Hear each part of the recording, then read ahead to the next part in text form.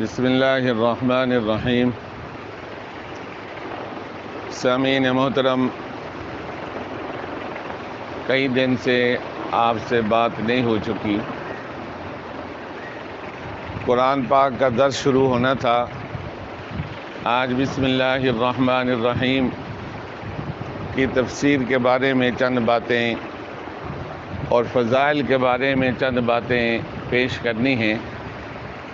بسم اللہ الرحمن الرحیم شروع کرتا ہوں اللہ کے نام سے جو رحمان ہے اور رحیم ہے۔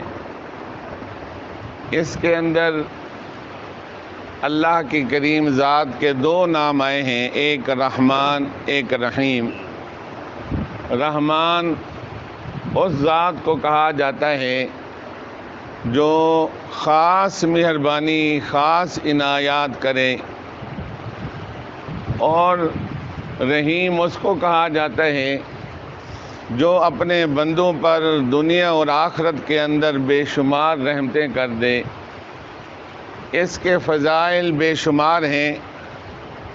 رسول پاک صلی اللہ تعالی علیہ وسلم نے فرمایا، کل امر ذی بال لم یبدأ ببسم اللہ فہو ابتر، او کما قال النبی صلی اللہ تعالی علیہ وسلم۔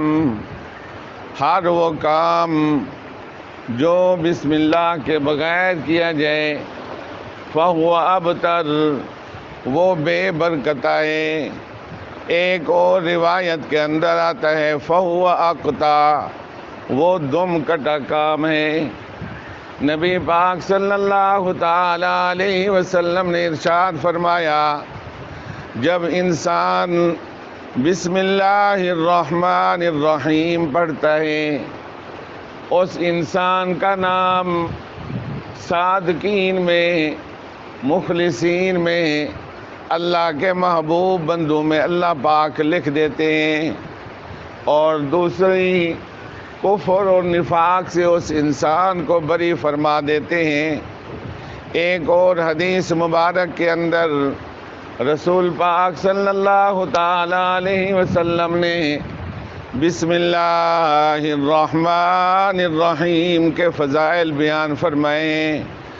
فرمایا، جو انسان بسم اللہ الرحمن الرحیم پڑھتا ہے اور مجلس کے اندر بیٹھ جاتا ہے اور میرے اوپر محمد صلی اللہ تعالی علیہ وسلم پر درود شریف پڑھتا ہے، اللہ کی کریم ذات اس مجلس کے اوپر ایک فرشتے کو نگران مقرر کر دیتے ہیں، جو فرشتہ ان مسلمانوں کو غیبت سے، بدگوئی سے اور ایک دوسرے کی عیب جوئی سے وہ فرشتہ ان کو منع کرتا ہے۔ اسی طرح نبی پاک صلی اللہ تعالی علیہ وسلم نے بسم اللہ کے فضائل کے اندر یہ بات بھی ارشاد فرمائی ہے۔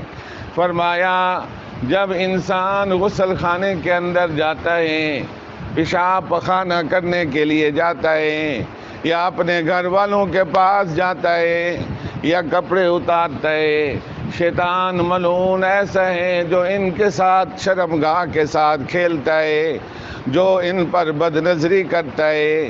اگر انسان بسم اللہ الرحمن الرحیم پڑھ لے تو اس پر وہ شیطان مسلط نہیں ہوتا، وہ شیطان اس کے شر سے مسلمان محفوظ ہو جاتے ہیں۔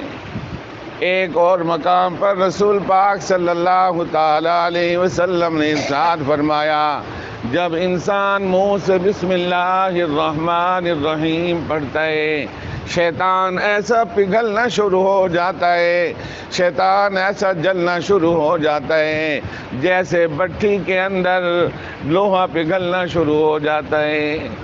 دیکھیں، ایک مقام اور بھی ہے، رسول پاک صلی اللہ تعالی علیہ وسلم نے فرمایا جیسے اس مقام پر فرمایا شیطان بسم اللہ سے جل جاتا ہے، بسم اللہ سے پگھل جاتا ہے، اسی طرح فرمایا اے عمر ابن خطاب تیرا مقام اتنا اونچا ہے، تیرا مقام اتنا بلند ہے، جس راستے پر اے فاروق اعظم تم چلتے ہو اس راستے کو شیطان چھوڑ جاتا ہے۔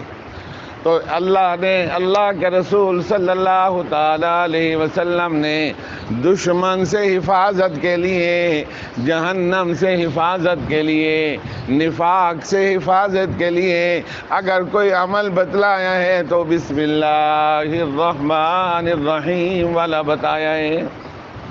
سیدنا خالد بن ولید رضی اللہ تعالیٰ عنہ نے یہودیوں کے ایک قلعہ کو محاصرے کے اندر لے رکھا تھا۔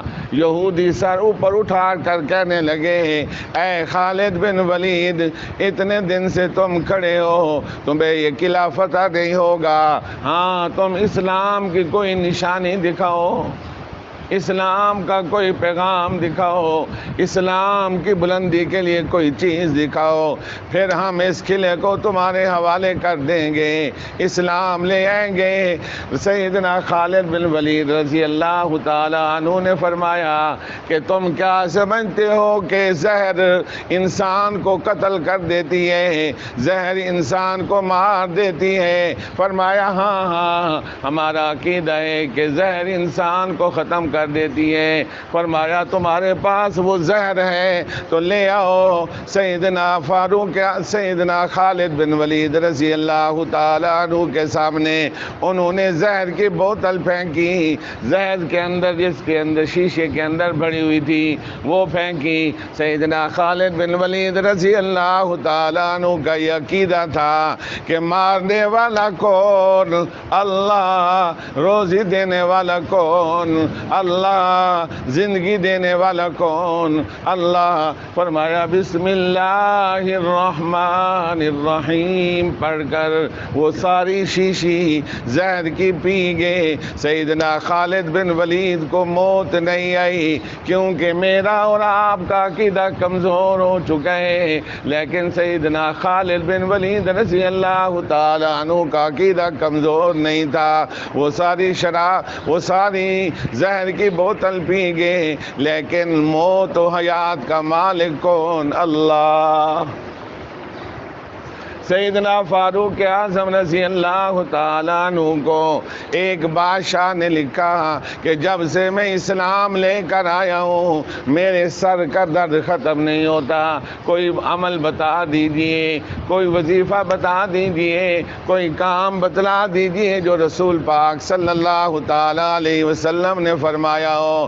سیدنا فاروق اعظم نے ایک ٹوپی لی، ٹوپی کے اندر بسم اللہ الرحمن الرحیم لکھ کر اس کے پاس بھیجی۔ جب بادشاہ کے پاس وہ ٹوپی گئی، بادشاہ نے اس کا استقبال کیا، لشکر کو سامنے لے آیا اور اس کے بعد استقبال سے، اعزاز سے اس اپنے ہدیہ کو وصول کیا۔